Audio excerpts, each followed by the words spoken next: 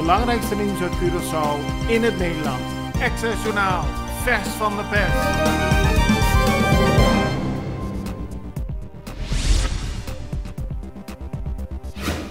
Minister van Gezondheid, Natuur en Milieu, Dorothy Peters-Janga, gaf gisteren uitleg over de regeling met Celicor.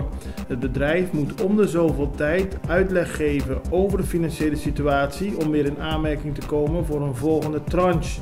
Deze week werd vanuit Celicor gezegd dat de overheid op zich laat wachten. Dorothy Peters-Janga liet vandaag weten dat eigenlijk Celicor afgelopen vrijdag alle informatie had moeten geven. Zij waren niet op tijd en daardoor kan het ministerie ook niet op tijd zijn. Dorothy Peters-Janga riep Celicor op om zich aan alle afgesproken regels te houden. De politie trof gisteren na een melding iets na 11 uur 's avonds een zwaar gewonde man aan in zijn eigen auto. Dat was in de wijk Koraalspecht. De man is naar het ziekenhuis gebracht, maar overleed kort daarop.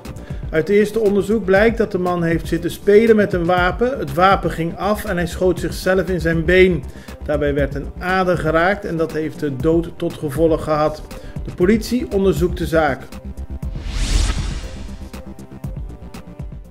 Na Colectra, nós toma tempo para servir ora com mais da comunibo. Llama-nos sempre de cliente na telefone 0800-035 de Jaluna para Jabierne voor die setor de mente te com setor de noite para turno serviço nan of patrão cita. Se você traz cita para Jasabra, também por hora. Por escolher para trabalhar, riba aqualectra.com e aproveitar a mesura, põe o documento na cerca para visita cerca nós, vai mais fácil. Sim, a Colectra su centro de cliente wordt klaar para servir na momento que você comini abo.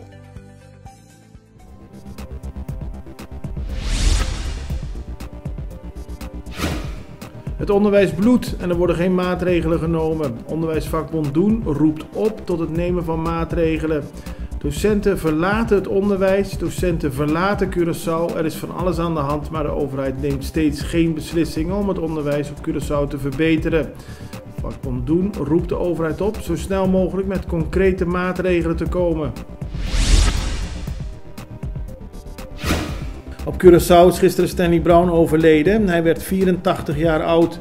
Brown was de laatste nog levende revolutionair van Curaçao. Samen met Wilson Papa Godet en Amador Nita stond hij aan de wieg van de Curaçaose opstand van 30 mei 1969. In de jaren 60 was hij actief met de revolutionaire krant Vito, waarvoor hij verschillende keren in de gevangenis werd gezet. Op latere leeftijd ging Brown een andere politieke koers varen en richtte hij de partij C93 op, met als belangrijkste doel om een bijzondere provincie van Nederland te worden.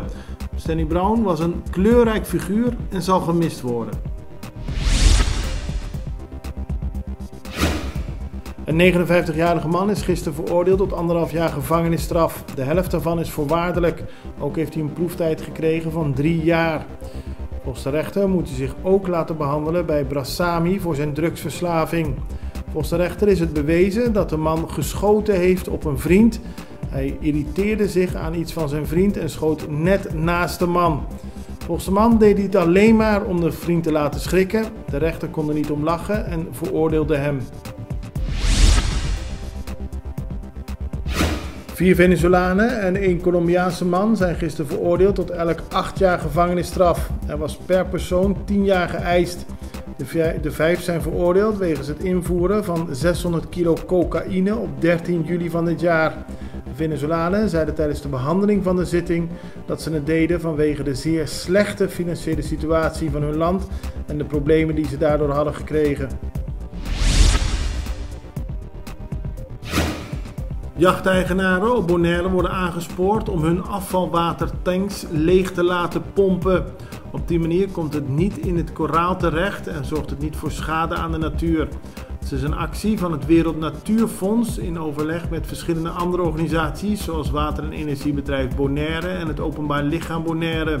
Monique van der Water van het Wereld Natuurfonds stelt dat ook op Curaçao dergelijke acties kunnen gaan plaatsvinden.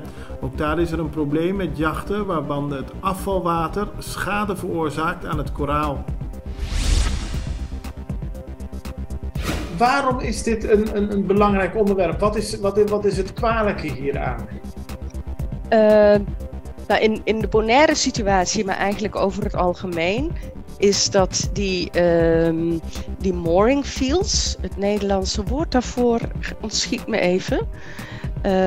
Die liggen vaak vlak bij de kust in natuurgebieden en in het geval van Bonaire ook nog eens in het Marine Park. Zoals je weet is rondom Bonaire is overal koraalrif, dus ook daarbij Kralendijk. En dat is ook een plek waar veel gedoken wordt, wat dus van toeristische waarde is. Die jachten liggen daar en wat heel veel mensen niet weten is dat die jachten hun afvalwater, hun zwart afvalwater en ook hun grijs afvalwater, maar het afvalwater, hun toiletten, spoelen met zoutwater en dat toiletwater dus gewoon direct in de baai terechtkomt. Ja. En ook op het koraalrif, maar ja, dat is niet het enige.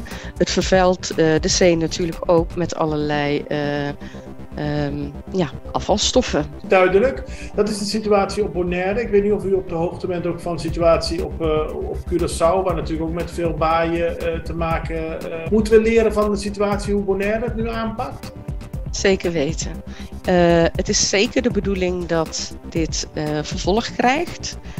Ook in Bonaire. Bonaire heeft 2 havens, dus ook in de andere haven. En zeker dat het ook op andere eilanden gemeengoed wordt. Dat het eigenlijk iets heel logisch is dat afvalwater van jachten, dat niet gedumpt wordt in zee. Dat wat de meest toeristische attractie is voor de eilanden.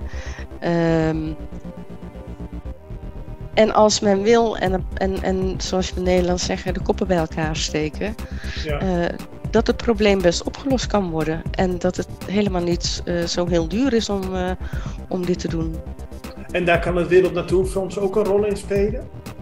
Ja, we zijn eigenlijk wel al aan het kijken. Ik geloof dat er een nieuwe jachthaven gebouwd gaat worden in Curaçao.